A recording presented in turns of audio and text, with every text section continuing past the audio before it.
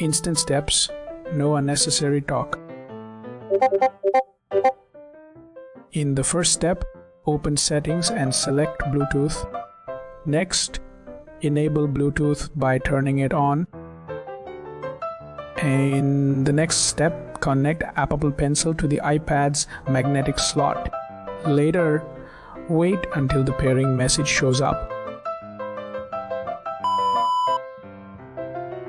In the next step, press pair when the notification pops up.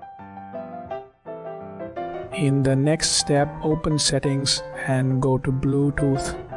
Later, make sure Apple Pencil appears under My Devices. In the next step, place Apple Pencil on the iPad's magnetic section. Then look for the charging sign to confirm pairing. You are good to go.